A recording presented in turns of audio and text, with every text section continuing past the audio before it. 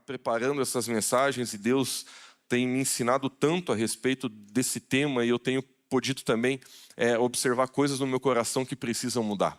Mas hoje eu quero entrar numa palavra que eu tenho certeza que vai ser muito, muito especial para o seu coração.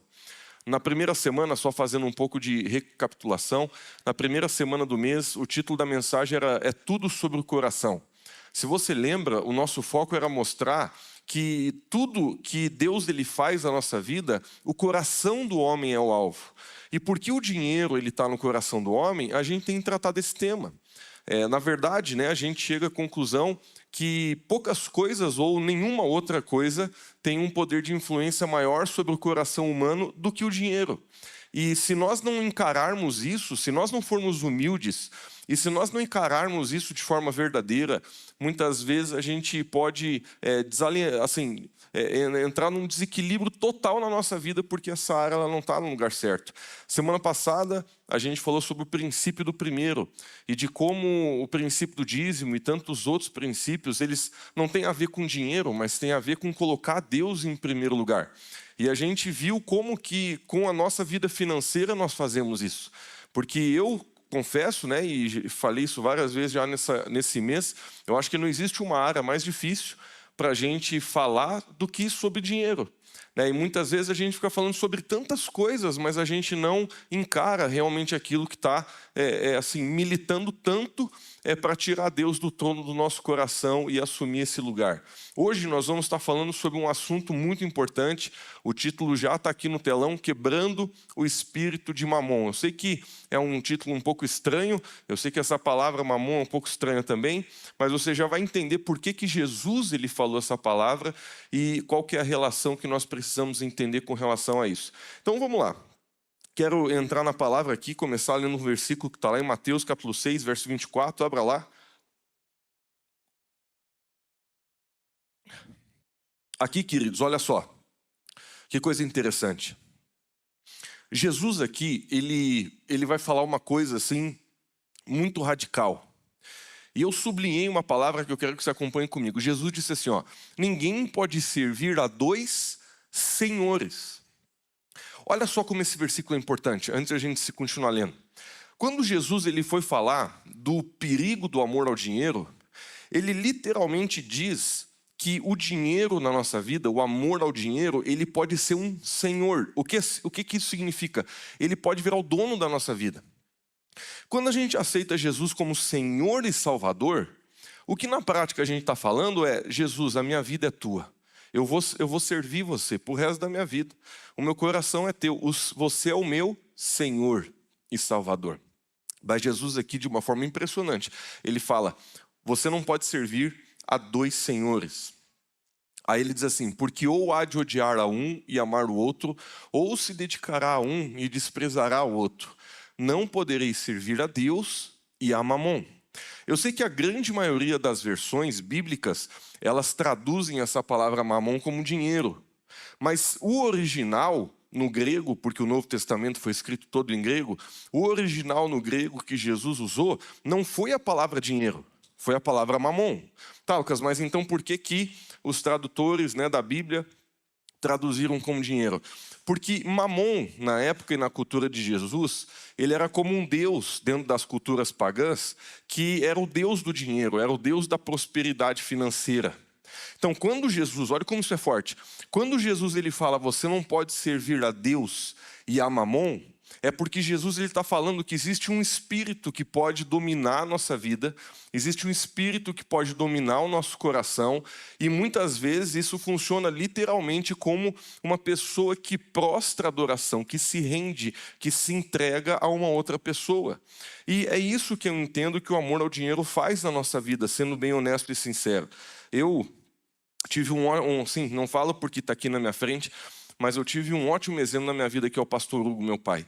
Eu nunca vi o pastor Hugo amando dinheiro, ele sempre se esforçou muito para conduzir a casa de uma forma correta, mas o pastor Hugo sempre ensinou eu e meus irmãos a ter nível de contentamento, a dar o dízimo, a ser fiel, a não fazer coisa errada. né? Eu sempre vi o pastor Hugo vivendo uma vida simples, né? Ele nunca foi uma pessoa assim que ensinou a gente a ser ganancioso, ensinou a gente a querer ter luxo, não. Então, para mim, de certa forma, não estou dizendo que foi fácil, mas eu tive um grande exemplo na minha vida e por isso que eu acho que assim, a gente conseguiu se segurar um pouco nessa área e não se perder. Mas a verdade é que mesmo assim, nos deslizes que eu já tive nessa área, que todos nós temos, eu já senti isso, como muitas vezes assim, o sentimento de ter dinheiro, ele pode dominar o nosso coração. Ele pode dominar a nossa vida, o desejo de ter mais, e esse é o problema. E eu quero estar agora falando sobre algumas coisas bem importantes. Até o final da mensagem, a grande pergunta da noite hoje é: quem governa o seu coração? Essa vai ser a grande pergunta. Até o final da mensagem, a gente vai tentar decifrar essa pergunta. E eu sei que quando eu falo quem governa o teu coração, você já falou, Lucas, é Jesus. Ok, eu também. Mas será mesmo que a nossa forma de pensar, será que as nossas atitudes, será que a nossa forma de operar a nossa vida realmente reflete isso? E é o que nós vamos descobrir. Jesus, ele compara o dinheiro, né, com a palavra mamon, como eu já falei, com uma pessoa. E isso a gente deveria prestar atenção. Porque Jesus, ele não está falando do amor ao dinheiro como uma coisa simples, não. Ele está falando o maior adversário no coração do homem é o amor ao dinheiro. Então, não existe neutralidade. Se não servimos a Deus, vamos servir ao Deus do amor e do dinheiro. Essa é a verdade, queridos. Não tem como, Jesus ele já disse, você amar um e amar o outro. Não tem como uma pessoa viver de forma gananciosa. Não tem como uma pessoa ter como prioridade na sua vida buscar dinheiro, crescer financeiramente. Eu estou falando de prioridade. Porque todos nós devemos buscar crescer, buscar ter mais dinheiro. Não é errado você ir atrás de dinheiro, bem pelo contrário. Eu acho que o cristão ele deveria ser um exemplo de gestão, de trabalho. O cristão deveria, sim, crescer nas suas finanças. Eu sei que não é todo mundo que tem graça para ficar rico. E assim é para tudo. Assim como não é todo mundo que tem graça para jogar futebol, não é todo mundo que tem graça para liderar. A gente sabe que nós temos habilidades diferentes e tem pessoas que têm habilidade mesmo, dada por Deus, de tocar negócios e muitas vezes isso é uma graça que uma pessoa tem. Mas independente se somos fracos ou não nessa área, né, de gestão e administração e multiplicação de finanças, nós todos somos chamados a crescer, a melhorar na nossa vida financeira. Mas ainda assim, queridos, nós precisamos entender. Não tem como uma pessoa amar o dinheiro e amar o Senhor. E isso são palavras do nosso próprio Deus. O próprio Jesus falou, ou você vai amar um outro e o outro você vai odiar. Agora, rapidamente aqui, abrindo um parênteses, o que é mamon? A palavra mamon vem do aramaico mamona, usada para designar riqueza, bens ou posses. Jesus usa essa palavra no versículo justamente para indicar que o amor ao dinheiro é mais que um sentimento, é um espírito. E eu não estou querendo, assim, trazer medo ou qualquer tipo de coisa. Não estou dizendo que quem ama o dinheiro está necessariamente endemoniado. Não é isso que eu estou falando. Mas, literalmente, Satanás ele pode trazer influência maligna no coração de uma pessoa, trazendo essa ganância. E, sinceramente, mais para frente a gente vai ver algumas coisas, algumas atitudes de quem ama o dinheiro, para que a gente possa, com humildade, avaliar o nosso coração. Mas Jesus aqui, ele não está dizendo não sirvam, ele não diz não sirvam ao dinheiro. Ele diz não sirvam a mamon. Porque o foco de Jesus nesse versículo não é dizer que o dinheiro é ruim. Bem pelo contrário. O foco de Jesus nesse versículo é dizer o amor ao dinheiro, a idolatria ao dinheiro. Porque, eu volto a dizer, o mamon era uma entidade que era adorada, que as pessoas buscavam para ter riqueza. Então, quando Jesus falou, não sirva a mamon, Jesus está falando muito mais só da interação com o dinheiro. Jesus está falando daquilo que você adora na vida. Jesus está falando daquilo que você honra. Jesus está falando daquilo que você se prostra. E, literalmente, nós podemos nos prostrar diante do dinheiro, muitas vezes até sem perceber. Ou seja, Jesus trata a mamon como alguém que pode governar o seu coração. Alguém que você pode idolatrar ou adorar. Mamon, então, representa um sistema espiritual desse mundo, que promete aquilo que somente Deus pode oferecer. Queridos meus, às vezes a gente está tanto tempo vivendo num sistema mundano que a gente não percebe mais as coisas. E eu acredito que uma das áreas mais anestesiadas da nossa mente, do nosso coração na igreja, é na nossa relação com o dinheiro. E se nós formos avaliar profundamente o nosso coração com relação a tudo isso, a gente se percebe nesse lugar. Porque hoje a gente vive num lugar, num mundo que as pessoas matam por dinheiro. Às vezes eu estou conversando com pessoas, elas falam, Lucas, lá no meu trabalho, pessoas estão me puxando o tapete. Às vezes você vê próprios familiares. Meu Deus do céu, às vezes você vê família indo para a justiça, quebrando o pau, quebrando vassoura nas costas uns dos outros. Tudo por causa de dinheiro. As pessoas, e eu falo isso, né, como se a gente não lutasse, né? Mas a gente percebe que a gente está num mundo doente. As pessoas, elas colocam dinheiro como prioridade da vida delas. Pessoas vendem seu corpo por dinheiro. Pessoas vendem seu caráter por dinheiro. Dinheiro é a moeda máxima do nosso mundo. É o que rege o sistema desse mundo. E não é só dinheiro, é um sistema de valores que impregna no coração, muitas vezes até do crente, que o propósito disso é tirar ele do amor ao Senhor e tirar ele do reino de Deus. Agora, olha só isso aqui que eu vou mostrar na tela para vocês, o próximo slide. O que o amor ao dinheiro promete? O que o sistema que a gente está vivendo promete? As pessoas, elas dizem isso. E uma voz interior dentro de nós, que é a voz de Mamon, que é a voz desse espírito maligno, o que fala dentro de nós? Se você ter dinheiro, eu prometo, você vai ter segurança. Você vai ter identidade. As pessoas vão valorizar você. Você vai ter mais valor se você tiver esse carro, se você tiver essa casa, se você tiver essa carreira. Você vai ter paz, você vai ter felicidade, você vai ter futuro, você vai ter poder. Essas são as promessas de Mamon. Só que elas são promessas mentirosas, porque nós temos que entender, queridos, que o dinheiro é bom. Nós precisamos administrar nossa vida e buscar ter dinheiro. Porque o dinheiro, ele compra facilidade, mas não compra felicidade. Por exemplo, o dinheiro ele pode comprar saúde? Até pode ser que alguém diga assim, olha, Lucas, cara, com dinheiro eu compro remédio, com dinheiro eu tenho um atendimento melhor no hospital, com dinheiro eu posso fazer academia, que melhora a minha saúde. Então, o dinheiro, ele é sim importante, porque se você tiver ele em abundância, você vai conseguir ter algumas facilidades na sua vida. Mas uma pessoa que ela está na UTI, adianta ela ter dinheiro? Uma pessoa que está numa situação de saúde já irreversível ou até mesmo complicada, o dinheiro pode fazer alguma coisa na situação dessa pessoa? Não pode. O dinheiro, ele traz segurança? Você até pode falar assim, Lucas, com dinheiro eu contrato guarda-costas, com dinheiro eu moro numa casa com muros altos e contrato alguém para ficar vigiando. Eu volto a dizer, com dinheiro você pode construir facilidade, mas a segurança plena daquele resultado você não tem com o dinheiro. Porque a própria palavra de Deus fala, se o Senhor não vigiar a casa, em vão trabalham aqueles que vigiam. E nós precisamos entender, meus irmãos, que existe uma mentira no sistema desse mundo, que é muito clara, é só você abrir os olhos e ver. Só que às vezes a gente pensa assim, não, nossa, é verdade, cara, existe muita mentira dentro desse sistema do dinheiro, mas a gente não percebe quando a gente mesmo está nele. Porque o que o amor ao dinheiro entrega? Ansiedade. Queridos, toda pessoa que ama o dinheiro sofre de ansiedade. Eu não estou falando que toda pessoa que sofre de ansiedade está amando dinheiro. Mas uma coisa eu afirmo, toda pessoa que ama o dinheiro, não importa o quanto ela tenha, ela sofre de ansiedade. Porque é isso que Mamon entrega. É isso que não amar o Senhor e não colocar Deus em primeiro lugar entrega. Confusão, ira, contenda. Orgulho, cegueira espiritual, avareza, ganância. É isso que uma pessoa que ama o dinheiro vai ter na sua vida.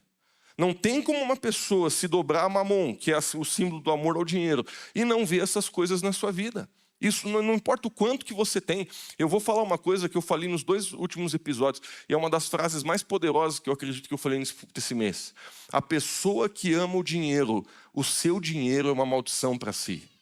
Mas a pessoa que ama Deus e coloca Deus em primeiro lugar, o seu dinheiro é uma bênção, que vem sim para trazendo portas e abençoar a sua vida e a vida das pessoas ao teu redor.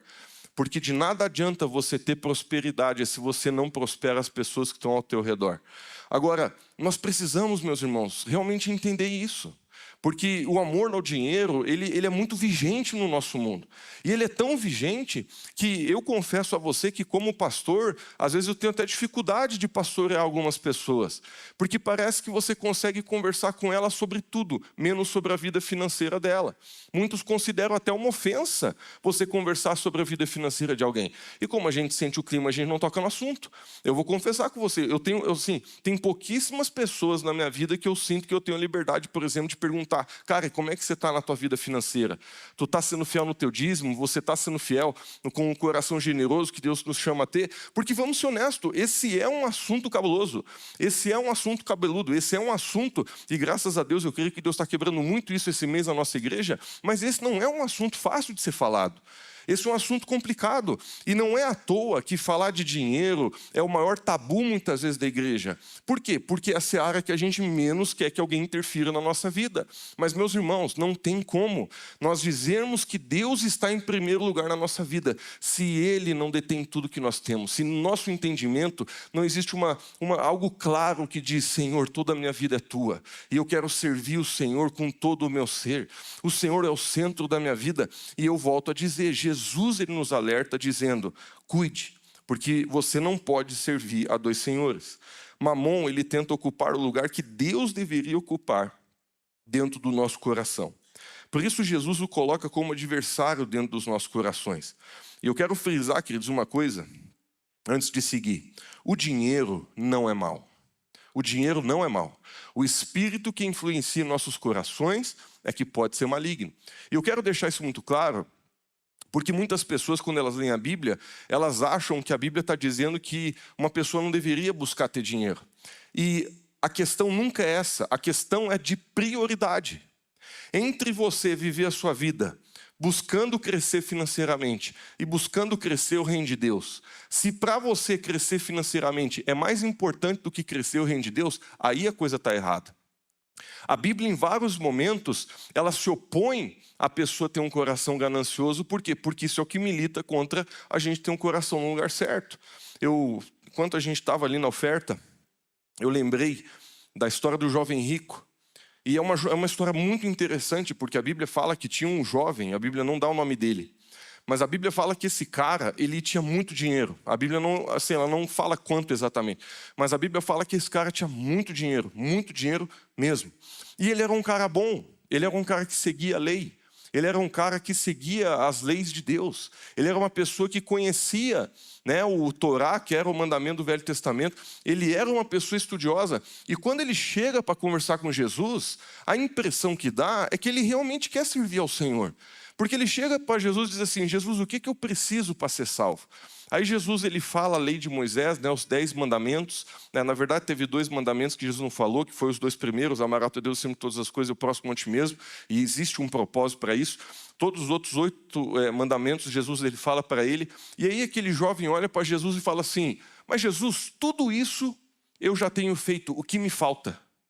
Aqui Jesus ele faz uma coisa que você não vê ele fazendo em nenhum outro lugar do seu ministério, pelo menos não de forma registrada.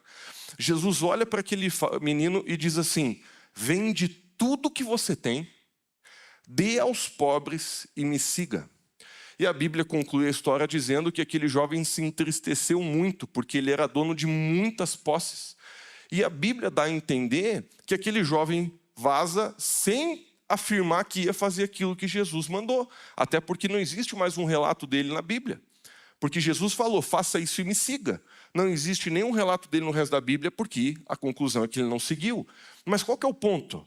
O ponto é Jesus ficar mandando a gente dar dinheiro? Não, meus irmãos. O ponto é Jesus olhar aquilo que está militando contra o nosso coração, amar o Senhor. E quando ele olha para o jovem rico, ele vê: você ama o dinheiro mais do que todas as coisas. Você até parece ser uma pessoa boa. Você até parece ser uma pessoa show de bola. Mas no teu coração, o trono da tua vida é mamon. O trono da tua vida é o amor ao dinheiro. Vende tudo que você tem. Seja livre do teu espírito mau e venha me seguir. Meus irmãos, eu volto a dizer, é tudo sobre o coração. Não é sobre dinheiro. Por que Jesus falou isso para esse jovem, mas não falou isso para as outras pessoas? Por que a gente não pode e não deve fazer disso uma doutrina para a igreja? Porque a gente chama de doutrina aquilo que é aplicado a todas as pessoas. Jesus, ele não falou para todo mundo fazer isso. Jesus falou especificamente para esse jovem, porque o problema dele era o amor ao dinheiro. Então, é errado se a gente chegar e dizer assim, o único jeito de você ter tudo de Deus é se Deus tiver tudo de você. Entrega tudo para o Senhor agora. Isso não é bíblico. Isso não vem de Deus. Deus, ele nos pede 10% de tudo que a gente tem, que é o nosso dízimo, mas ele tem alegria em nos abençoar, em nos enriquecer, em fazer as chuvas de bênção virem sobre a nossa vida. E a Bíblia fala que nós temos semente para semear e pão para comer. Deus, ele nunca vai querer que você dê tudo. Por quê? Porque Deus quer que você coma, Deus quer que você sustente a tua casa. Claro que em alguns momentos Deus pode pedir uma coisa diferente para cada um de nós de forma individual. Mas o que eu estou querendo dizer, meus irmãos, é que isso que Jesus falou para o jovem rico não é uma doutrina para a igreja, mas é uma ministração pessoal, quando Jesus reconheceu que aquele jovem colocava no trono do seu coração Mamon.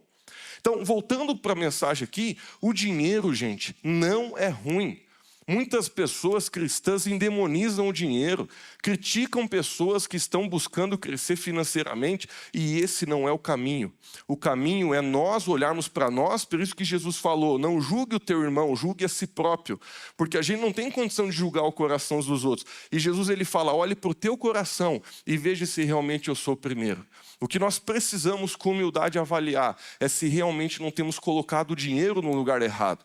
Mas uma vez que Deus é o centro da nossa vida, nós podemos sim, à medida da nossa capacidade, à medida da graça que Deus nos deu, buscar crescer financeiramente, buscar administrar nossa vida, trabalhar duro, para que realmente nossa empresa cresça, para que realmente a gente cresça de cargo na nossa empresa, para que realmente a gente avance. Lá em 1 Timóteo 6, a Bíblia diz, porque o amor ao dinheiro é a raiz de todos os males. E alguns nessa cobiça se desviaram da fé e a si mesmos se atormentaram com muitas dores. Jesus está dizendo, gente, o amor ao dinheiro é a raiz de... Queridos, olha como isso é forte. Jesus está falando, a raiz de tudo aquilo que é mal. É a ganância, é a avareza, é o amor ao dinheiro, é o amor ao poder, é o amor ao ego. Porque nada tem mais valor para esse mundo do que dinheiro. Tem pessoas que matam pessoa na família para ficar com seguro. Tem pessoas que enganam pessoas, roubam, fazem coisas terríveis. A gente vê isso no jornal toda hora. Porque a raiz de todos os males é colocar o dinheiro no lugar errado. E alguns vão para lugares muito extremos. Pense comigo, quando amamos o dinheiro, ele dá a falsa sensação que não precisamos de mais ninguém e nem de Deus. Independência e autossuficiência nos afastam do Senhor. Quando eu sou sincero, eu olho para o meu coração e eu vejo isso.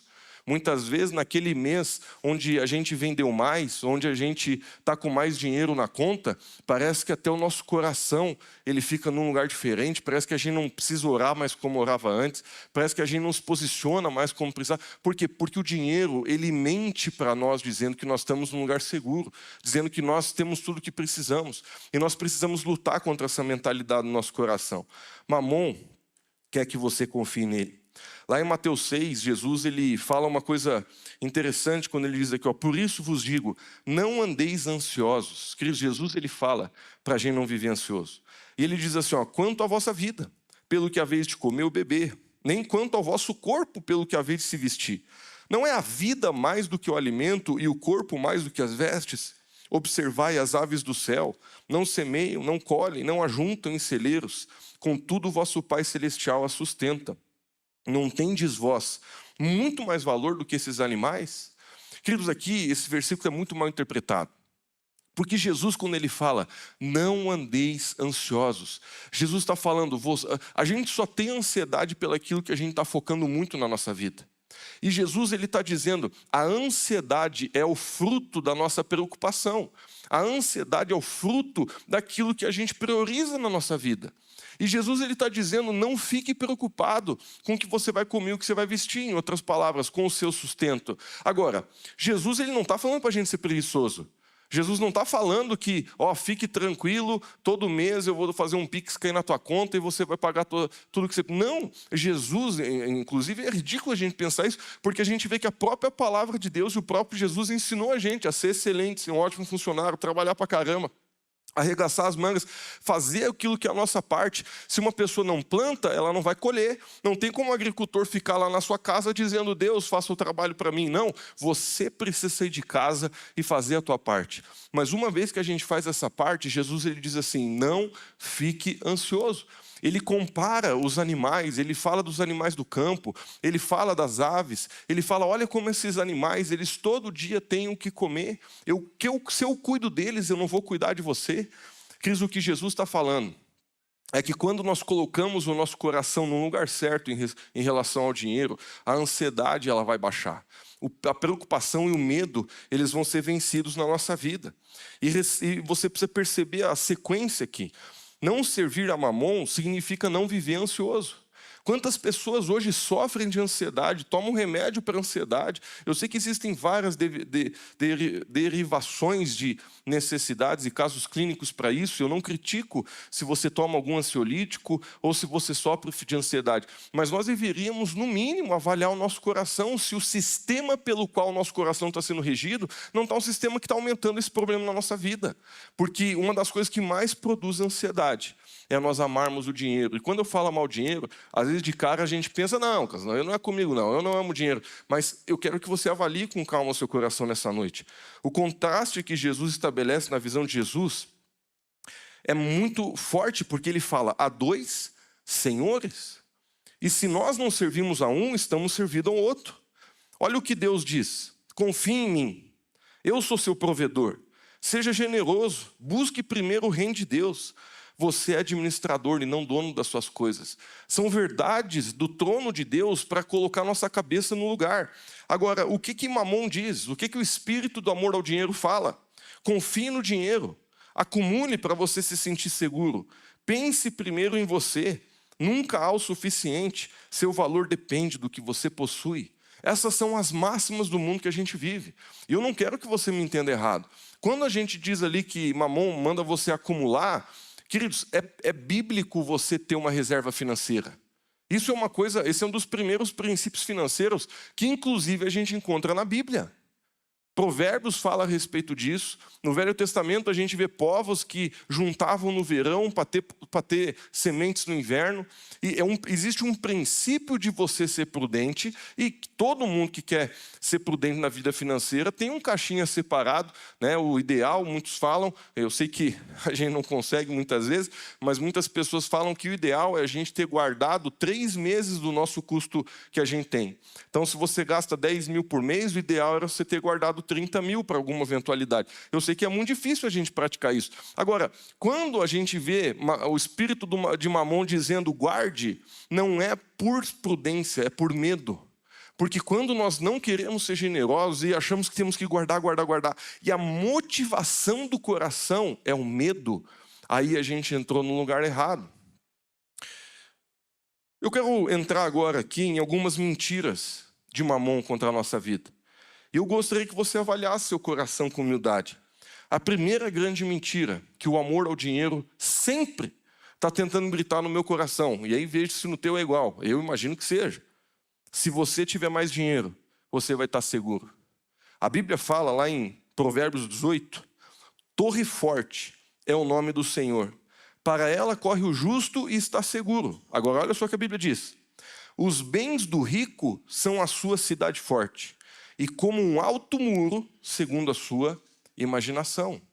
Meus irmãos, nós precisamos declarar: a minha confiança está no Senhor. Isso não significa que você não vai trancar o teu carro quando você sair dele. Mas significa que a máxima da sua vida é entender: eu faço a minha parte, mas eu confio no Senhor para todo o resto. Ele que protege a minha casa, Ele que protege a minha vida, Ele que guarda a minha casa, Ele que guarda o meu coração.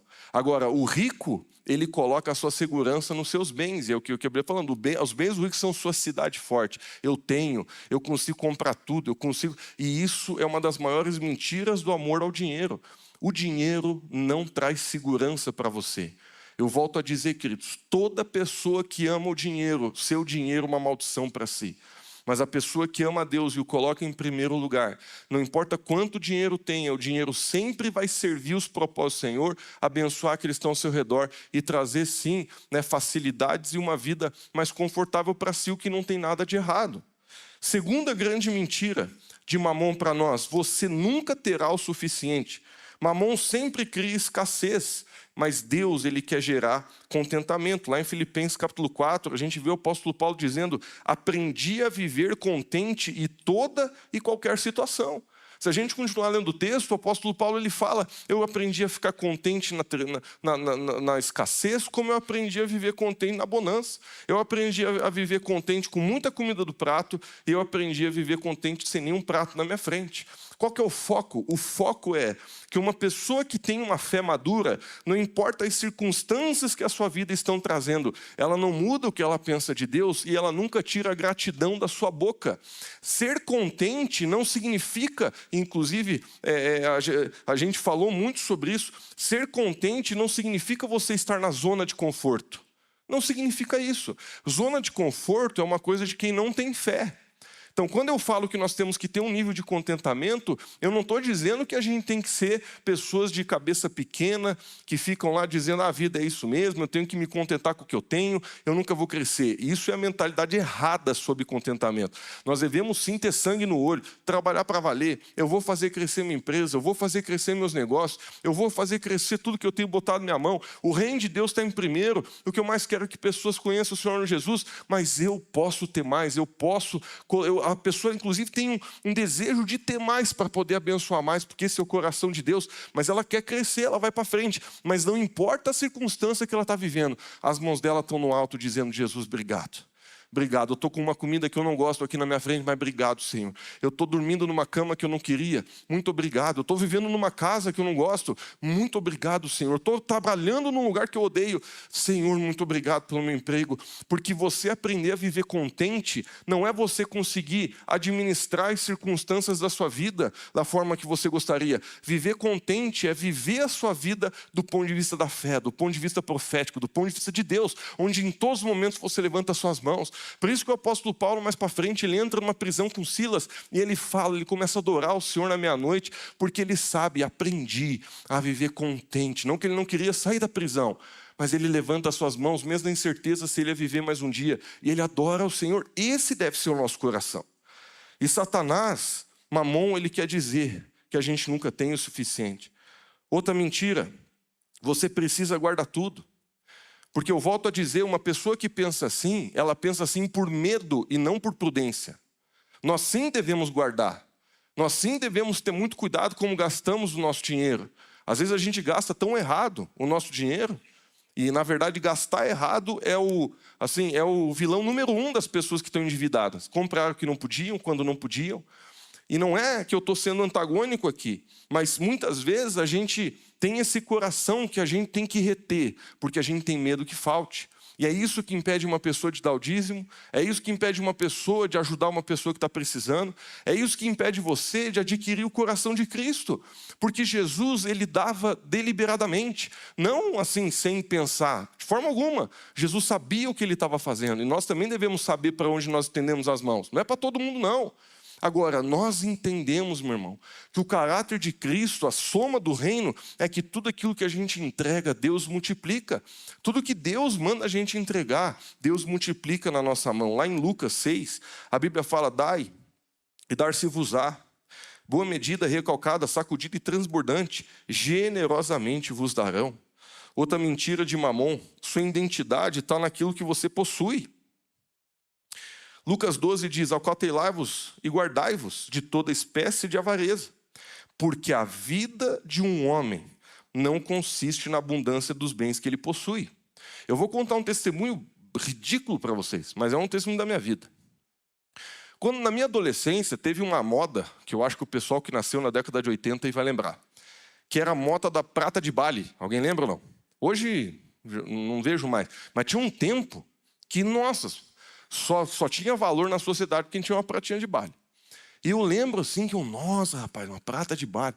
Eu lembro que nós passávamos assim um verão em Balneário, e naquela época tinha até hoje deve ter, mas naquela época tinha 2 pratas, assim, a prata de Bali, que era uma prata um pouco escura, assim. Ela era bonita, mas um pouco escura, parecia coisa de hippie, assim. E tinha a prata italiana. A italiana, ela era aquela prata bem prata mesmo, assim, brilhosa.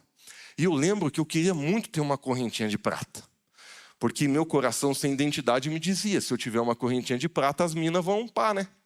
Então, eu lembro que eu era adolescente e eu ganhei de aniversário uma pulseira grossa de prata italiana. De bala era de pobre agora. Eu ganhei. Meus irmãos, eu botei aquela pulseira. Nossa, eu gostava tanto daquela pulseira. E eu lembro, meus irmãos, que eu não tirava a pulseira nem para tomar banho. Eu não sei se vocês já usaram algum utensílio na vida de vocês, que quando você fecha o olho de tanto você usar, você nem sabe mais se você está com ela ou não. Essa corrente estava tanto no meu braço que eu nem sabia mais quando estava ou não estava, se eu fechava o olho, porque já fazia parte do meu corpo. Mas teve um dia que eu tirei aquela pulseira para eu limpar ela, porque ela estava suja. Eu fazia isso a cada 6 meses, mais ou menos. E eu lembro, meu irmão, que eu acho que eu estava um pouco atrasado, eu esqueci de pôr de volta. Eu morava na casa do meu pai, do 5º andar. Quando eu estava no elevador para ir para o colégio, para pegar o ônibus, eu estava atrasado para pegar o ônibus. Quando começou a descer, fechou a porta do elevador, eu percebi que eu estava sem a corrente. Meus irmãos, me deu uma ansiedade. Eu olhei, esqueci minha corrente. Meu Deus, me deu um ruim. Num piscar de olhos eu já pensei, tenho que voltar a buscar a corrente. Queridos, na hora que eu pensei assim, eu senti o Espírito Santo falando, hã? Queridos, eu confesso, isso aqui tudo que eu estou falando aconteceu em 3 segundos. Mas eu prometo que eu não estou aumentando nem mudando. Eu senti o Espírito Santo trazendo um incômodo no meu coração. Quê? Então quer dizer que o teu valor está numa corrente? Então quer dizer que você acha que você vai ser melhor recebido num lugar se você tiver vestido essa corrente? Meus irmãos, eu sei que talvez você esteja achando ridículo o meu testemunho, mas naquele dia eu percebi o quanto que uma corrente de prata italiana de 350 pila mudava o que eu achava que eu era e o valor que eu tinha. Sabe a decisão que eu tomei? Eu decidi não voltar a pegar a corrente. Eu falei, Deus, o Senhor está certo, me perdoe. Eu não vi que isso tinha entrado no meu coração de um jeito errado. Eu não vou voltar a pegar essa corrente. E imagina, eu acho que eu fui a primeira pessoa que fez um jejum de vestir uma corrente. Eu pensei, vou jejuar de vestir a corrente. Meus irmãos, eu sei que eu me desapeguei tanto desse troço que eu perdi, eu nunca mais usei, eu não sei nem onde é que foi. Mas por que eu estou falando isso? Vamos ser honestos. Às vezes a gente nem percebe as coisas que a gente se apega e que fazem parte de quem a gente é. O que tem gente que se chegar a perder o carro, entra em depressão, entra em biruleipe na cabeça. Se chegar a perder o emprego, eu sei que o nosso emprego é a nossa forma de trazer dinheiro para a nossa casa e todo mundo que perde vai ficar muito mal. Mas tem pessoas que elas carregam sua carreira profissional com uma forma orgulhosa. Olha quem eu sou o chefe, eu sou do gestor aqui da empresa, eu sou o CEO. E a pessoa ela bota aquilo na sua identidade. Meus irmãos, até uma pulseira pode fazer parte da tua identidade quando você não coloca Deus em primeiro lugar. É uma desgraça. Porque Mamon sempre vai dizer, você precisa vestir esse tênis para ser mais valorizado. Você precisa ter esse carro, você precisa ser isso, você precisa ser aquilo. Você precisa ter seguidor no Instagram, você precisa ter poder, você precisa ser magro, você precisa ser musculoso, você precisa postar todo dia na tua rede social alguma coisa. Mamon e o espírito desse mundo está toda hora pressionando você para você achar que você vai só ter sucesso e só vai ser feliz quando você tiver algo. E essa é uma das maiores mentiras do mundo que a gente vive. Porque as pessoas elas estão perseguindo um lugar que não existe chegada. É como se você colocasse o GPS para você em um lugar que você nunca vai chegar. E todo mundo está ali pensando, mas quando eu tiver emprego melhor eu vou ser feliz. Quando eu tiver dinheiro eu vou ser feliz. Quando eu fazer essa viagem eu vou ser feliz. Quando eu poder me aposentar eu vou ser feliz. O tanto de pessoas que eu conheço, que elas acham que, nossa, eu não aguento mais, mas quando eu me aposentar eu vou ser feliz. E olha o que eu vou dizer aqui, não estou batendo em ninguém. Aí eu vou servir ao Senhor.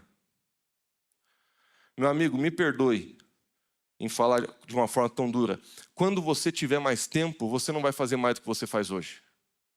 Como é que você sabe? Olhando a vida das pessoas e da minha. É incrível como parece que quanto mais tempo disponível a gente tem, menos a gente faz. Se você quiser continuar se enganando, o problema é teu.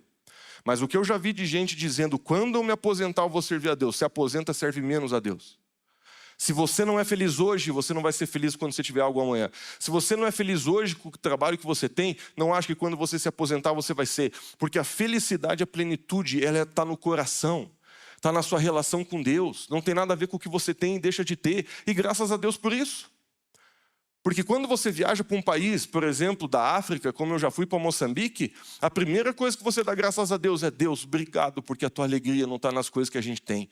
Porque lá eles nunca vão ter 10% da vida que você tem aqui. Mas eles são muito mais felizes às vezes que nós tudo. Se eles encontram Jesus e colocam Jesus em primeiro lugar. Inclusive, eu não quero sair da minha mensagem, mas uma das crises de identidade que eu tive quando eu fui para Moçambique, porque eu comecei a ver pessoas pobres, que não tinham nada, mas elas eram muito mais felizes do que eu. E eu já era crente, já era líder de célula, já ministrava, eu já era crente, não era do mundo. E eu não tinha a felicidade, a plenitude que eles tinham. E eu comecei a questionar o Espírito Santo: Jesus, por que parece que o triste aqui sou eu? Por que parece que a pessoa que não tem paz sou eu? Eles iam adorar, eles cantavam muito melhor do que eu. Muito mais alegre. Eles iam adorar, eles adoravam a Deus de uma forma muito maior que a minha.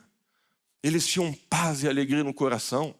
E eu olhava para a minha vida e eu dizia: Jesus, o teu reino é grande mesmo.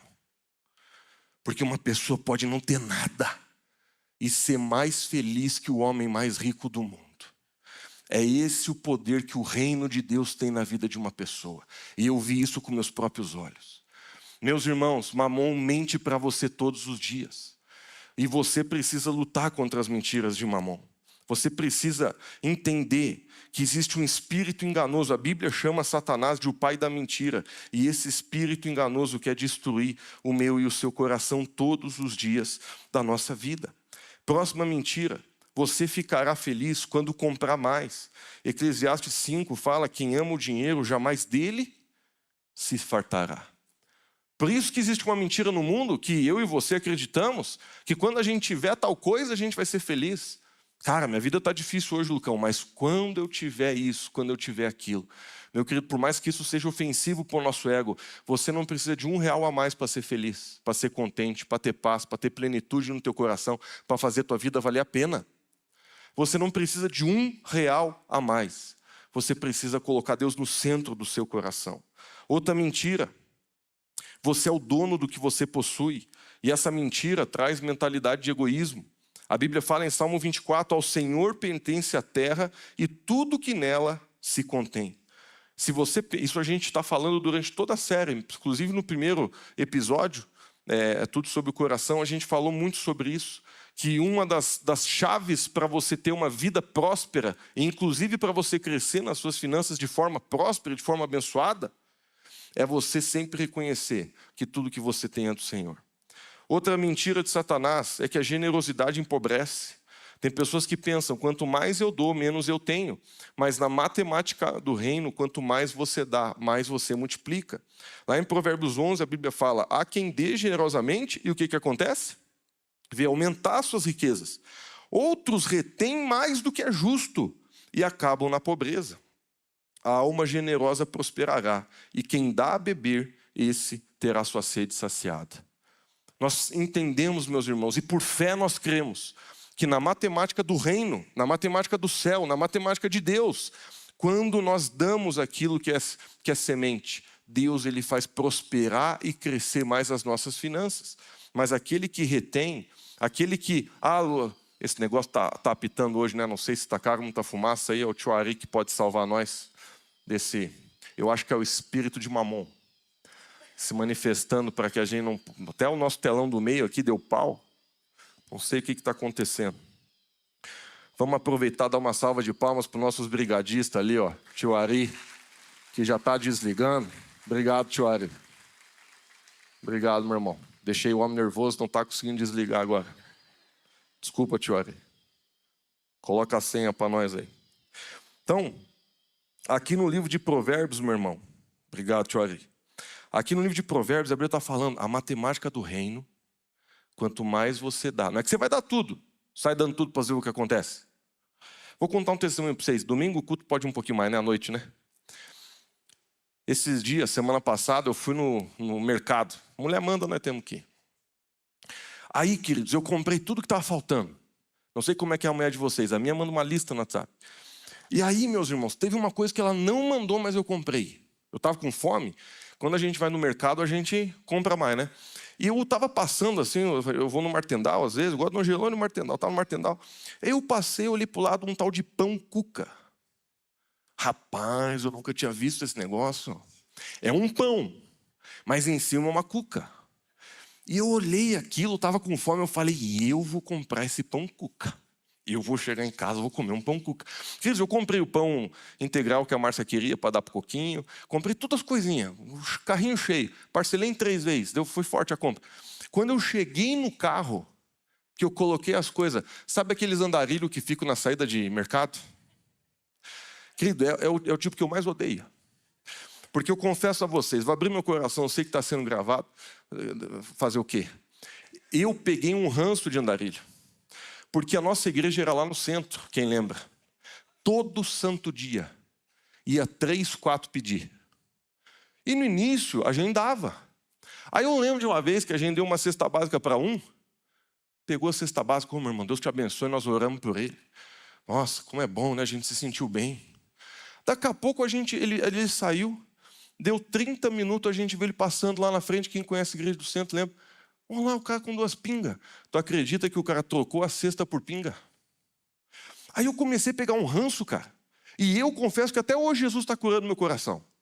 Porque chega uma pessoa para pedir, a primeira coisa que eu sinto é rejeição. Não vou dar. Eu confesso, estou abrindo meu coração.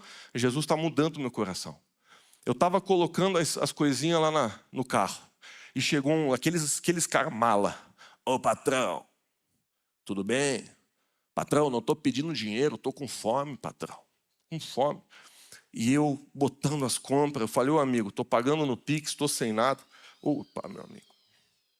Vou continuar a pregação, tá? Aí, eu me sentindo muito mal, eu continuei colocando aquelas compras ali no meu carro. Vamos esperar passar, né? Senão a gente fica lutando com o negócio. Eu vou aproveitar para tomar uma água. Se você tem uma água aí, pode brindar com a pessoa do lado. Já fica aí, tio Ari. Fica postado aí, meu irmão.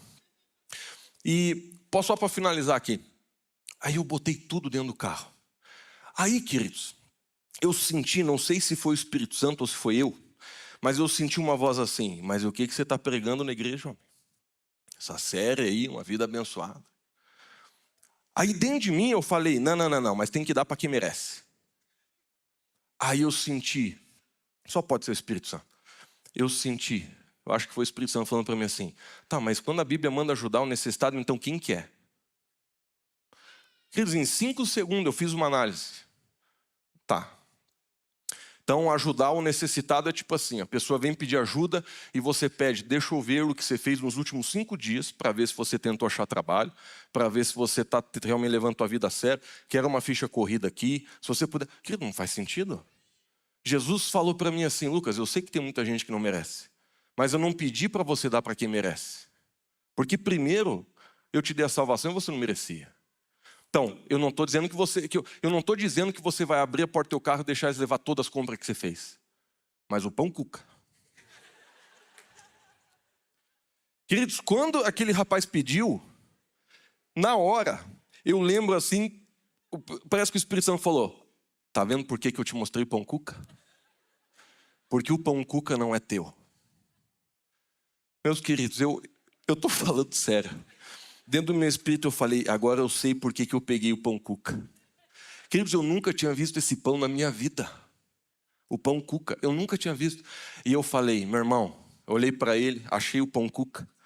Peguei e falei, cara, tu tá levando um pão cuca, velho. É o melhor pão que eu tinha, isso aqui vai matar tua fome. Eu dei para ele. Fechei minha porta do carro, entrei e eu falei, cara, como Deus faz as coisas. Eu nunca tinha visto o pão cuca.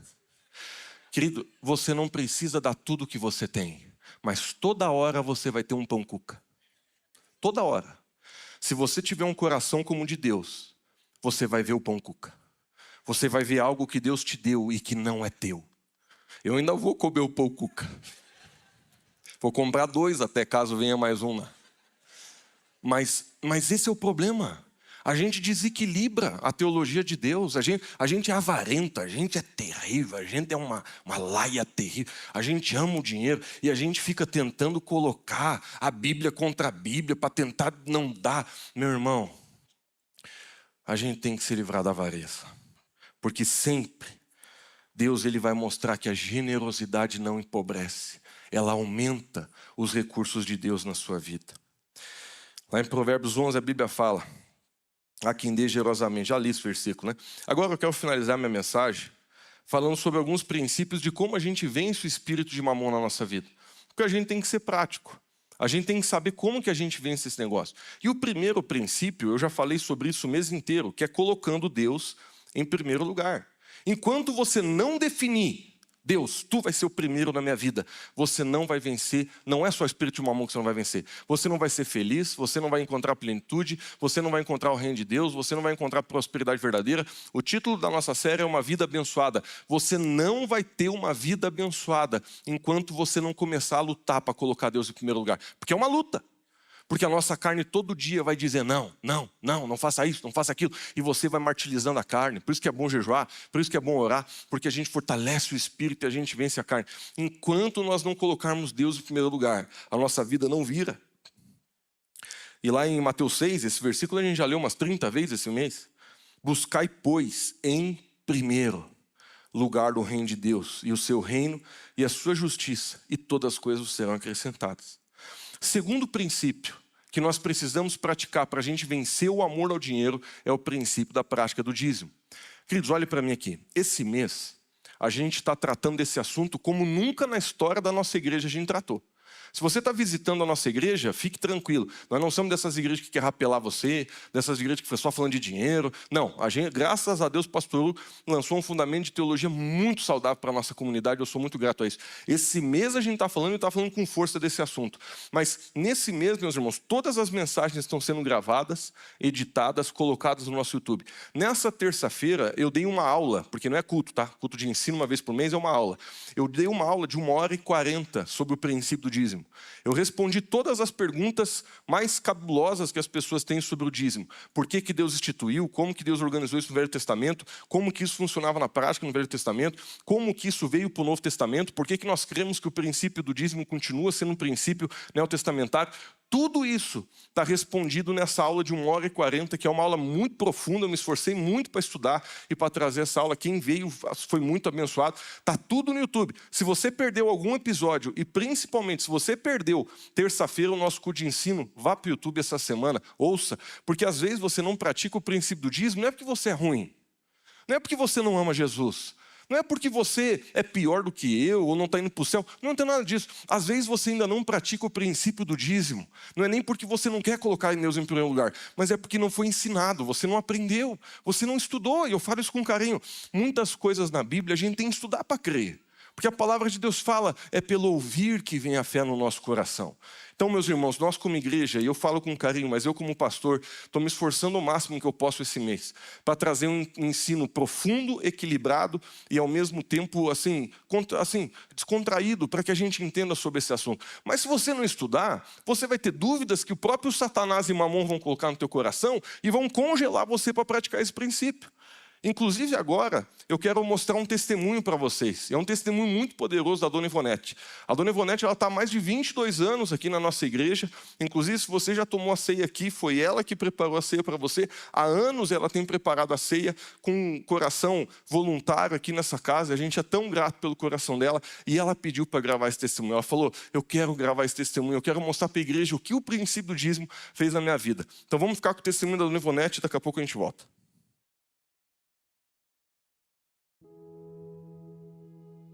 Eu sou Ivonete, eu já faz 22 anos que eu estou aqui na igreja, na comunidade cristã. A minha vida financeira antes era bem complicada. A gente passou mesmo momentos assim bem difíceis na nossa vida. Teve tempo que a gente dependeu até de cesta básica da igreja, dos irmãos ajudar nós. nós precisava dos irmãos ir levar nós em casa, às vezes a gente dependia de ônibus para vir e voltava a pé, porque a gente não tinha dinheiro nem para o ônibus, se viesse e voltasse, porque eu e meu marido, nós temos 4 filhos, né? E daí era bastante, assim, para pagar a passagem do ônibus, a gente não tinha o dinheiro para pagar.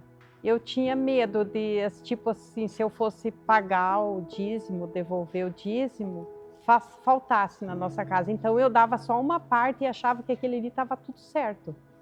Eu devolvia só um pouco e o resto eu retinha. Uma certa vez eu escutei um pastor, ele pregou sobre Malaquias 3, né? Aonde fala, eu vou ler bem na versão que foi aonde me chamou a atenção. Não devemos roubar ao Senhor, nem duvidar da sua providência divina. Então aí que me chamou a atenção. Até onde eu estou confiando no meu Deus? Até onde está a minha confiança? Porque eu estava devolvendo só uma parte, porque eu não confiava, na verdade eu não confiava que Deus ia me abençoar, que Ele podia me abençoar. Então daí aquele pastor continuou. Quando ele falou, Malaquias 3,10, trazei todos os dízimos à casa do tesouro, para que haja mantimento na minha casa. Fazei prova de mim, se o Senhor dos Exércitos, se eu não vos abrir a janela dos céus e derramar sobre vós bênção, que dela advém a maior abastança. Então aí me chamou a atenção essa palavra, me confrontou muito, e ele falou em profetizar. E eu fazia uns 2 anos que eu estava na igreja, eu não tinha assim muito conhecimento, eu não sabia sobre profetizar essas partes aí. A gente só murmurava, reclamava de tudo, era eu e meu marido, e as coisas só indo de água abaixo, só complicando. Então daí eu resolvi, eu vou fazer prova do Senhor. E aquele pastor, ele disse assim, quando você vê um mercado, alguma coisa bem próspera, você não cobiça aquilo ali, você chega lá na frente e diz, Senhor, abençoa este mercado, mas eu quero um desse. Passa na frente de uma padaria, você diz, abençoa esta padaria, mas eu quero uma dessa. E eu lembro que a gente passou numa loja de máquinas de costura industrial, porque eu costurava, eu olhei aquela loja e aquelas máquinas, sabia que era um cara, porque eram máquinas industriais. Então daí eu peguei e profetizei. Digo, é difícil, é impossível para nós, porque a gente não tinha dinheiro, mas profetizei. Um dia nós vamos ter uma loja dessa, mas em nome de Jesus, abençoa esta loja. E a gente chegou na frente de e os filhos ainda pequenos. A gente chegou na frente de uma garagem de carro, e eu lembro que era lançamento da S10, e eu olhei assim, Senhor, tinha uma S10 numa rampinha assim, eu disse, Senhor, abençoa esta garagem, mas eu quero aquela S10, igual aquela. E os meus filhos ali, cada um separou seu carro e profetizou. E a gente achava assim impossível, a gente não tinha dinheiro naquela época nem para a roda do carro. E a gente não tinha dinheiro nem para o ônibus, a gente estava voltando a pé para casa, no domingo à noite.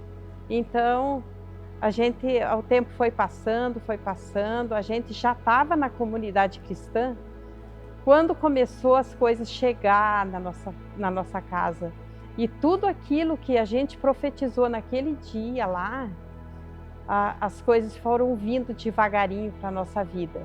Mas assim, a partir do dia que eu tive aquela revelação sobre o dízimo, eu separei o dízimo desde aquela vez e até hoje, eu separo até um pouquinho mais. E como o pastor Lucas tem nos ensinado a separar as primícias, o melhor, eu separo as melhores notas e separo até um pouquinho a mais. E é só receber, só pegar o dinheiro, já separo e devolvo aquela parte. E nós temos provado da providência divina na nossa vida, na nossa família. E tudo chegou. O mercado chegou, a padaria chegou, a loja de máquinas de costura chegou, a S10, nós não temos mais, o filho que tem hoje aquela S10, mas chegou. Os carros que meus filhos profetizaram, tudo chegou. A gente achou naquele dia que nós estamos ficando louco, mas não. Deus estava nos abençoando ali naquela hora e hoje nós temos outra visão assim. O que é de Deus, devolver para Deus e confiar realmente na providência divina, que Deus nos abençoa. Amém, queridos. Não é lindo a gente ver isso na vida da Dona Ivonete de uma forma tão viva, como ministra o nosso coração? Eu confesso para vocês, eu tenho tentado ser bem sincero nesse púlpito aqui, nesse mês todo. Eu confesso para vocês, queridos, às vezes, por exemplo, tem uma pessoa que eu estou sentando lá no meu gabinete e a pessoa está com crise financeira, está com conta para pagar, já não tem um salário muito bom. E ela não pratica o princípio do dízimo. Eu vou confessar para vocês, gente, às vezes eu olho assim, e a minha carne, o meu coração com falta de fé, às vezes eu falo com o Espírito Santo e digo assim, Deus, vamos liberar para essa pessoa não dar o dízimo, homem. Pá, a vida da pessoa está já debulhada, homem. Mas, querido, o Espírito Santo, ele pesa o meu espírito. Confiar, muitas vezes parece uma loucura. E eu estou abrindo meu coração. Eu, às vezes, dentro do meu coração, eu tenho até dificuldade de falar para uma pessoa que está com dificuldade financeira, cara, que está faltando você dizimar. Mas nós precisamos crer na palavra, meus irmãos. Sabe, de todo o meu coração, a gente não está fazendo essa série para arrecadar mais dinheiro, a gente não precisa. Não estou dizendo que não é bom a gente ter mais dinheiro na igreja para fazer mais coisas na cidade, mas a igreja nunca teve tão bem financeiramente. A gente não está fazendo essa série para tirar o teu dinheiro. A gente está fazendo essa série para que você seja abençoado. Porque a bênção de Deus verdadeira, ela vem através dos princípios do Senhor. E muitas vezes a gente fecha o nosso coração. E eu confesso, abro o meu coração para vocês. Às vezes para mim era tão difícil falar desse assunto. Deus está quebrando tantas coisas no meu coração esse mês. Porque eu como pastor, cara, quem aqui é líder de célula, aconselha pessoas, tu sabe. Às vezes você tem que olhar para a pessoa e dizer, meu amigo, continue crendo que a palavra de Deus ela vai acontecer. Mesmo que na tua vida pareça uma loucura, mesmo que na tua vida pareça algo que vai diminuir, Deus vai acrescentar. Quantas vezes, eu sei que muitos aqui sabem do que eu estou falando, que você já teve numa situação parecida. Você olha para uma pessoa e tu tem que dizer, eu sei que essa atitude parece que você vai ter menos. Eu sei que esse sacrifício que você vai fazer parece que é até uma insensibilidade da parte de Deus, mas não é, é confiança. É você colocar Deus em primeiro lugar e de colocar Deus em primeiro lugar que vem a raiz de uma vida verdadeiramente abençoada. Porque o que traz uma vida abençoada, meus irmãos, eu espero que nessa altura do campeonato você já tenha entendido, não é ter mais dinheiro, não é ter mais coisas, mas é você estar no centro da vontade de Deus, porque é isso que vai abençoar você verdadeiramente. Para muitos, para quem ama o dinheiro, o seu dinheiro vira uma maldição. Mas para quem coloca Deus em primeiro lugar, o seu dinheiro realmente vai te abençoar e vai abençoar as pessoas ao teu redor. Eu quero partir para o final da minha mensagem aqui, mas o dízimo, ele não compra as bênçãos de Deus. Ele quebra o governo de Mamon no nosso coração. Lá em Malaquias 3, a gente já leu esse versículo várias vezes, mas é importante a gente reler, porque a Bíblia fala, trazei todos os dízimos. Foi o próprio termo que a Dona Ivonete usou, eu estou trazendo, eu estou devolvendo, porque o dízimo nem nosso é. A gente sabe que 10% é do Senhor, e esse é um princípio que traz vida e bênção sobre a nossa casa. E a Bíblia fala, todos os dízimos da casa do tesouro, que é a igreja que a gente congrega, para que haja mantimento na minha casa, e provai-me nisso, diz o Senhor dos Exércitos, se eu não vou abrir a janela dos céus. Foi isso que a Dona Ivonete fez. Outro princípio, queridos, para a gente quebrar a influência de Mamon é ser generoso.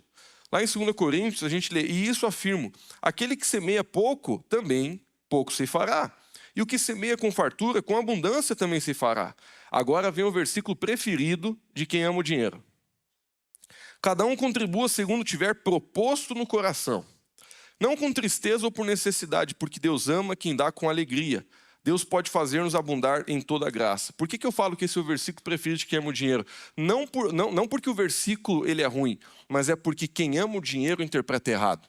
Porque as pessoas pensam assim, pastor, é esse versículo que eu creio. Pode parar com esse negócio de dízimo, pode parar com esse negócio de ser generoso, de ficar dando nota alta, pode parar.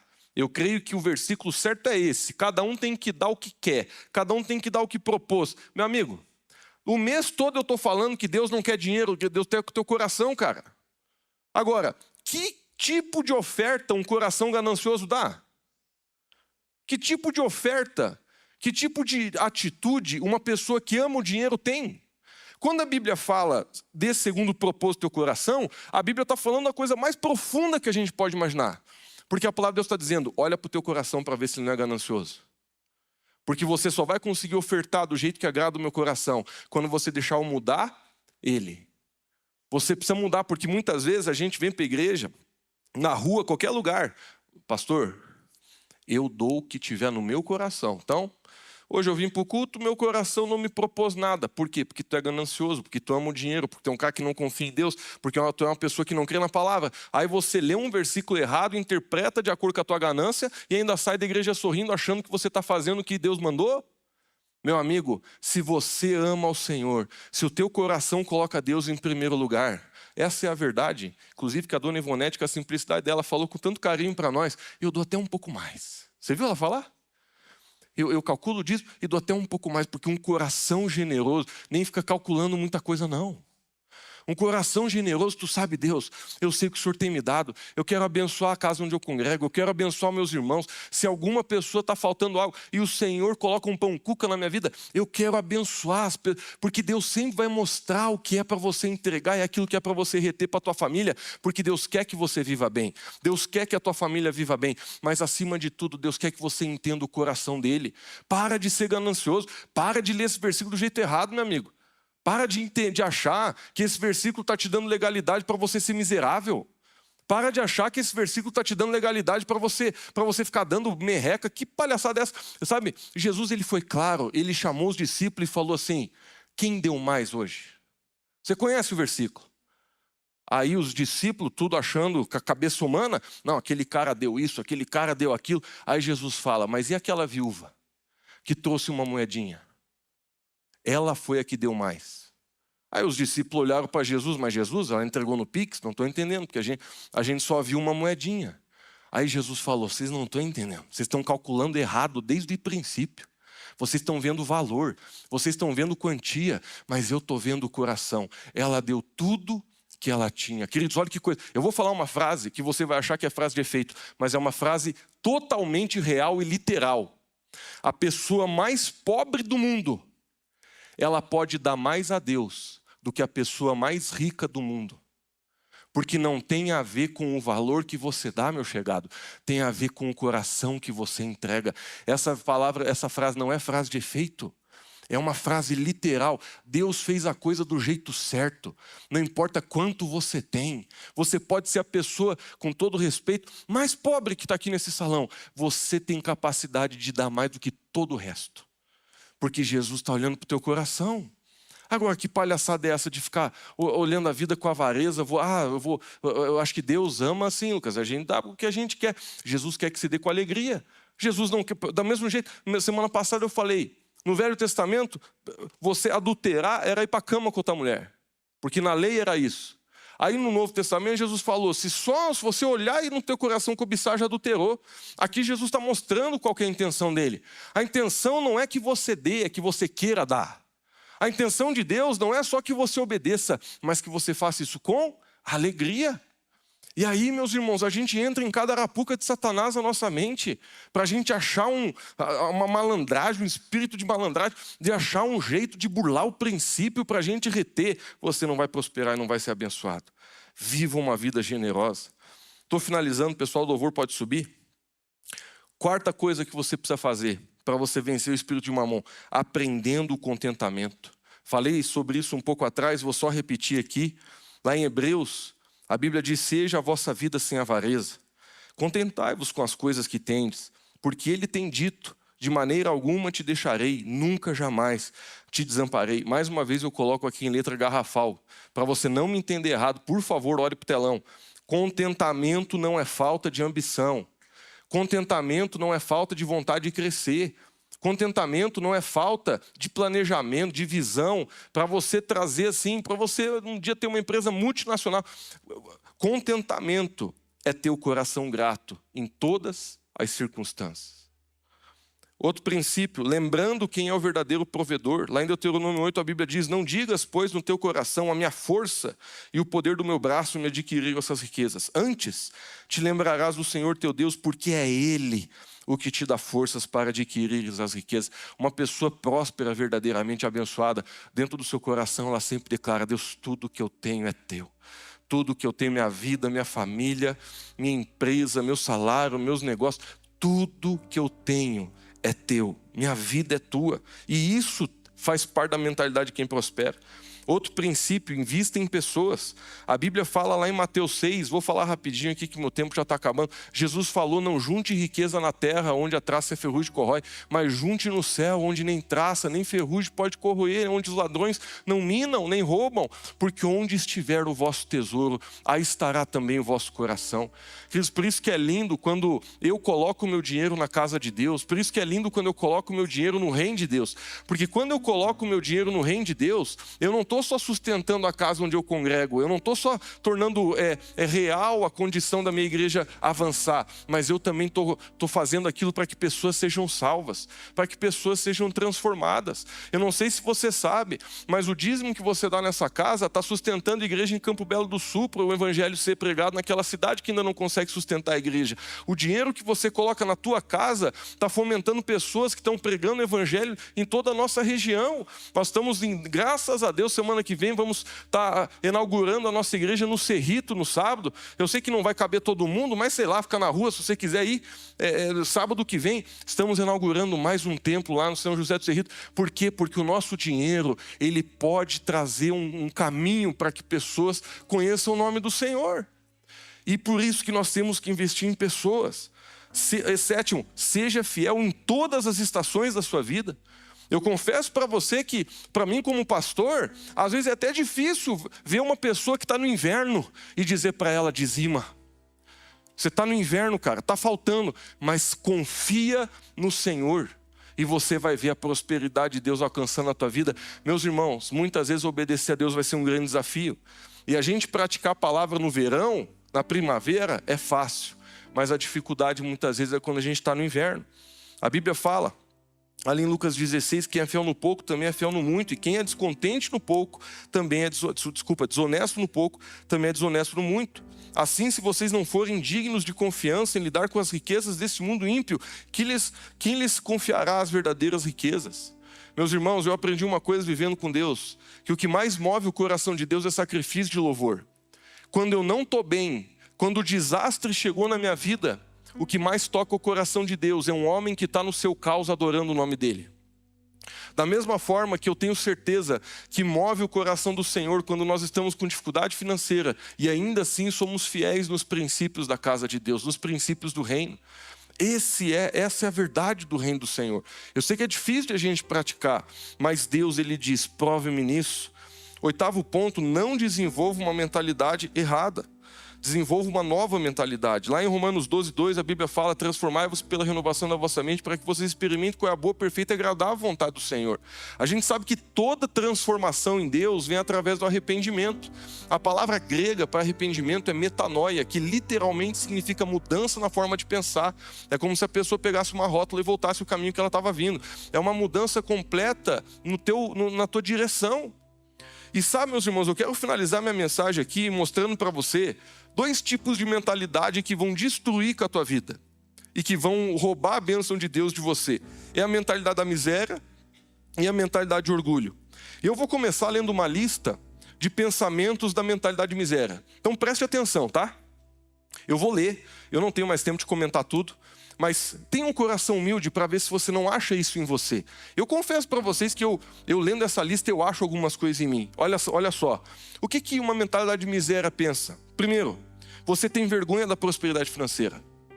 Sabe, meus irmãos, eu sei que a gente não deve ostentar. Ostentação é do demônio. Ostentação já é a manifestação de uma mente orgulhosa, que a gente já vai falar disso. Mas sabe qual que é um oposto errado? É a gente ter vergonha do que tem. Muitas vezes você comprou um carro, cara, porque você trabalhou, tu suou, tu mandou ver e tu comprou o carro dos teus sonhos. E de repente uma pessoa chega para você e diz assim: pô, pastor, tu tá voando, hein, pastor? E aí o que a gente já se sente? A gente já se sente culpado de ter o que a gente tem. Não, rapaz, isso aqui eu comprei numa promoção aí, tá até com os pneus meio gastos, o motor já tá meio que se acabando. A gente diminui o que a gente tem. Deixa eu te falar uma coisa, não entenda errado o que eu estou dizendo. Isso aqui pode ser entendido do jeito errado. Não tenha vergonha do que você tem. Não ostente, porque ostentação vem de Satanás. Mas ao mesmo tempo, receba aquilo que Deus te deu. Se Deus te deu uma casa bonita, não estou falando para você toda hora ficar ali, minha casa, porque isso fala de um coração orgulhoso. Mas você não precisa esconder também as coisas que Deus te deu. Eu estou falando mais de mim do que eu acho de qualquer um aqui. Porque como eu sou pastor, eu sempre tive medo de prosperar. O pastor Hugo sempre trouxe um ensino muito maduro para mim e para os meus irmãos. Ele sempre falou, rapaziada, pé no chão, não amam o dinheiro, vamos amar o reino de Deus. E por isso que todos os filhos do pastor Hugo estão amando o reino de Deus e vivendo para isso. Falo mais dos meus irmãos até do que de mim. Mas eu lembro da atmosfera que eu cresci a vida inteira. Do pastor Hugo tomando cuidado. Rapaz, tem que tomar. Não que ele tinha dinheiro, não é isso. Mas sempre tomando um cuidado excessivo. E eu via muita sabedoria no pastor Hugo. Mas eu confesso para vocês que às vezes eu também peguei raiva da igreja. Eu tive que curar o meu coração da igreja. Estou abrindo meu coração. Porque às vezes eu via meus pais se privando de coisas simples. Com medo do que as pessoas iam pensar. E sabe o que eu vejo? Ostentação é errado. Mostra um coração errado. E ostentação não vale nada, não deve se ostentar. Mas não sinta culpa da coisa que você tem. Não sinta culpa da bênção que Deus te deu. Não sinta culpa de você poder ter a casa que você tem, de você poder ter aquilo que você conquistou. Se você conquistou de uma forma justa, se você trabalhou, se você vê que isso é fruto da bênção de Deus, não tenha medo e não tenha vergonha, porque uma mente miserável vai sempre diminuir o que tem. Pô, cara, que legal esse tênis, pois é, promoção 50%. Você sempre quer justificar o que tu tem. Vê se não é verdade. Mente miserável, tu tá sempre tentando justificar o que você conseguiu comprar. Cara, que legal, eu sei que você comprou. Não, me deram. Você às vezes até mente, porque você parece que se sente culpado de ter algo. Isso fala da mentalidade de miséria.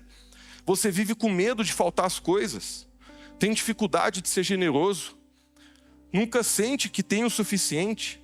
Vê tudo como gasto e nunca como investimento. Essa é uma das maiores marcas da mente miserável.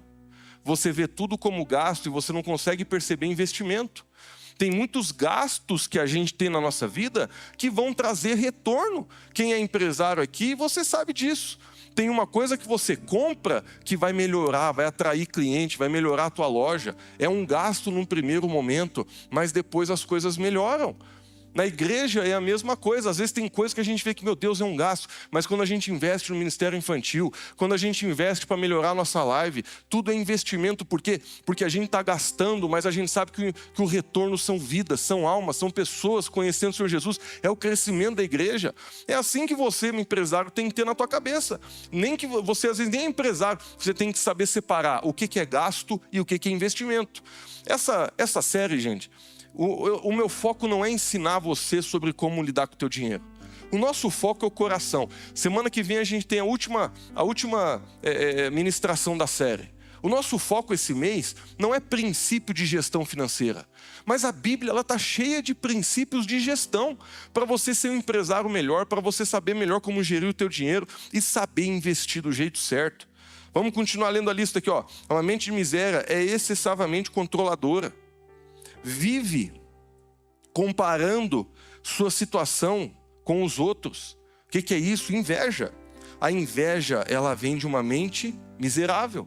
Você não consegue celebrar a vitória dos outros. Vou continuar aqui. Acredita que o dinheiro resolve todos os problemas. Reclama constantemente da situação financeira, tem dificuldade de celebrar a prosperidade dos outros. Querido, isso aqui é marca de mente miserável, de gente que não cresce. Você vê uma pessoa trocando de carro, tu já começa a criticar. Tu vê uma pessoa melhorando de vida, trocando de casa, você já começa a criticar. Você vê a pessoa num restaurante que você queria ir, você já começa a gerar um sentimento ruim contra a pessoa. Isso fala de uma mentalidade errada. Nunca experimenta o contentamento. Uma mente miserável sempre diz, eu não posso, nunca dá, tenho condições. Queridos, a mentalidade certa não é você não ser sábio na tua forma de gastar.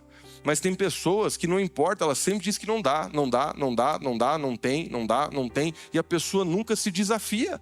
Se você já... Eu não vou pedir para levantar a mão, porque o objetivo não é te destacar de ninguém. Mas se você conseguiu já fazer um dinheiro na tua vida, você sabe que você teve que exercer fé. Você sabe que teve um momento na tua vida que você teve que arriscar. E você fez isso com prudência, mas tem um ponto que você tem que arriscar, cara. Então, essa mentalidade não fala de você não usar teu dinheiro de forma coerente e de forma sábia. mas fala de uma mentalidade onde você nunca vê um caminho, você nunca vê uma porta, sempre você é negativo. Não dá, não dá, não dá, não dá, não dá.